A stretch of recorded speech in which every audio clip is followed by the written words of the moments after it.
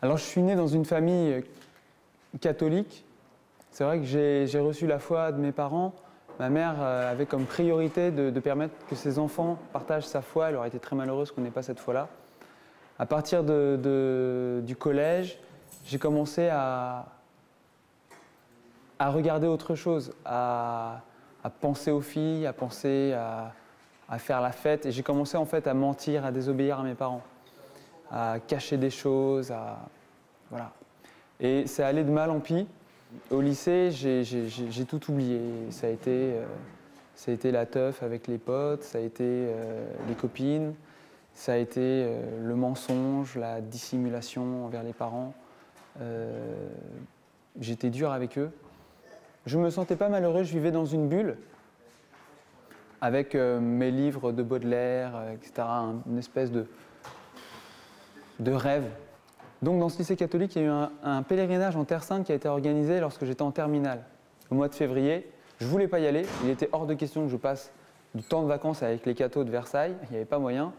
Et aucun de mes amis, qui étaient des toughers comme on dit, eh bien, n'allait là-dedans, quoi. Donc c'était hors de question que j'aille là-bas.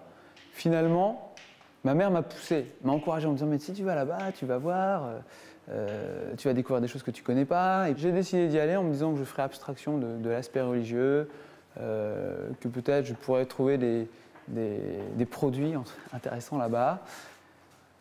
Et donc là-bas, j'ai vu le soleil, j'ai vu la Galilée, j'ai vu Nazareth, j'ai vu tous ces lieux que je connaissais. Et il y avait une messe tous les jours. Et à la messe tous les jours, alors bon, je gérais quoi, la situation. Et puis un soir, avec des amis, je me suis retrouvé à prier. Je ne sais pas du tout comment... On avait un peu bu, mais je ne sais pas du tout comment je me suis retrouvé à prier. Bon, rien de grave ne se passe. Alors là, le Saint-Sépulcre à Jérusalem, c'est bourré de monde. Les gens touchent le rocher du calvaire, et pleurent, et crient. Enfin, c'est très bruyant, quoi. C'est un peu comme dans un hall de gare. Et puis après, donc j'ai fait comme tout le monde, j'ai touché le rocher, et puis je descends dans le tombeau du Christ, qui est vide. Alléluia!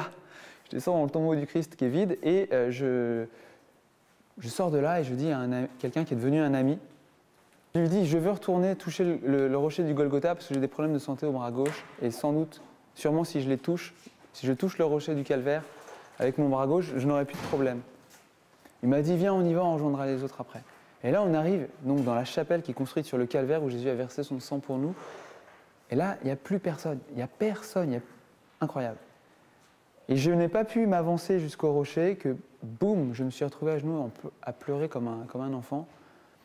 Et je me sentais aimé du Père. J'ai senti au plus profond de moi l'amour du Père pour moi. J'ai senti qu'il ne me jugeait pas, qu'il ne me condamnait pas, qu'il ne m'en... Ouais. Mais j'ai vu qu'il m'aimait, que j'étais son enfant bien-aimé, qu'il m'avait toujours attendu et que j'avais du prix, quoi. J'avais vraiment du prix pour lui. Donc ça, c'était en une fraction de seconde. En découvrant cet amour, je me suis dit, c'est clair, il ne pourra plus rien avoir d'autre dans ma vie que cet amour-là. Rien ne pourra être plus important que ça, et je veux donner ma vie pour ça.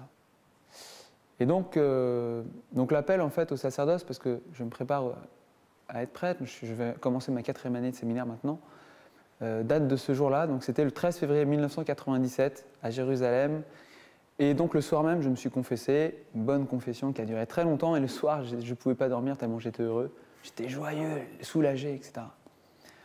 Bon, ça n'a pas été évident de rompre illico en venant avec mon ancienne vie, parce que y avait les copains et tout, donc ça a été galère, j'ai eu du mal à entrer véritablement dans cette vie nouvelle qui m'était accordée à ce moment-là. La Sainte Vierge m'a aidé. En fait, j'ai découvert la prière du chapelet, du rosaire. Une amie m'en a parlé. Et à partir de ce moment-là, ma vie s'est remise en ordre. J'ai arrêté de faire la fête n'importe comment. J'ai commencé à vivre vraiment dans une relation avec les filles saine. J'ai changé de regard sur le monde. J'ai vu les pauvres. J'ai vu les gars qui faisaient la manche dans les gares. Et je squattais un peu avec eux, c'était excellent. Il y a beaucoup de gens qui vivent aujourd'hui comme je vivais il y a 10 ans. Moi, je sais la différence. On est nombreux maintenant à le savoir. Et je prie Dieu pour que cette génération orpheline, cette génération sans père, sans mère, sans foi, eh bien, puissent trouver l'amour de Dieu, quoi, qui nous a été révélé en Jésus-Christ. Amen.